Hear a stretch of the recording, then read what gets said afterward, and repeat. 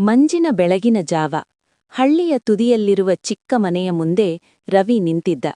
ಅವನ ಕೈಯಲ್ಲಿ ಒಂದು ಹಳೆಯ ಗಡಿಯಾರ. ಅದು ಅವನ ತಾತ ಕೊಟ್ಟ ಕೊನೆಯ ನೆನಪು.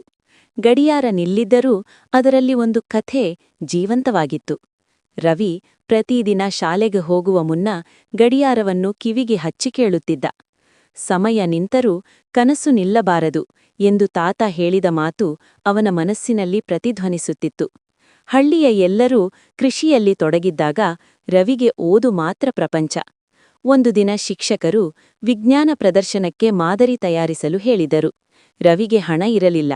ಆದರೆ ಅವನು ತಾತನ ಗಡಿಯಾರವನ್ನು ತೆರೆಯಿಸಿ ಅದರ ಒಳಗಿನ ಚಿಕ್ಕ ಚಕ್ರಗಳನ್ನು ಬಳಸಿ ಸಣ್ಣ ಗಾಳಿಚಕ್ರ ಯಂತ್ರವೊಂದನ್ನು ಮಾಡಿದ್ದ. ಪ್ರದರ್ಶನದ ದಿನ ಎಲ್ಲರೂ ಆಶ್ಚರ್ಯಪಟ್ಟರು.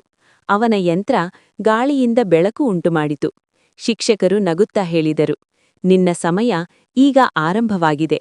ಆ ಮಾತು ಕೇಳಿ ರವಿ ಆಕಾಶವನ್ನು ನೋಡಿದ. ತಾತ ಇಲ್ಲದಿದ್ದರೂ ಅವನ ಕನಸುಗಳು ಬೆಳಕಾಗಿ ಎದುರು ನಿಂತಿದ್ದವು. ಆ ದಿನದಿಂದ ರವಿ ಗಡಿಯಾರವನ್ನು ಮತ್ತೆ ಸರಿಪಡಿಸಲಿಲ್ಲ. ಏಕೆಂದರೆ ಅವನಿಗೆ ತಿಳಿದಿತ್ತು, ಸಮಯ ಗಡಿಯಾರದಲ್ಲಿ ಅಲ್ಲ, ತನ್ನ ಪ್ರಯತ್ನದಲ್ಲಿ ಓಡುತ್ತಿದೆ.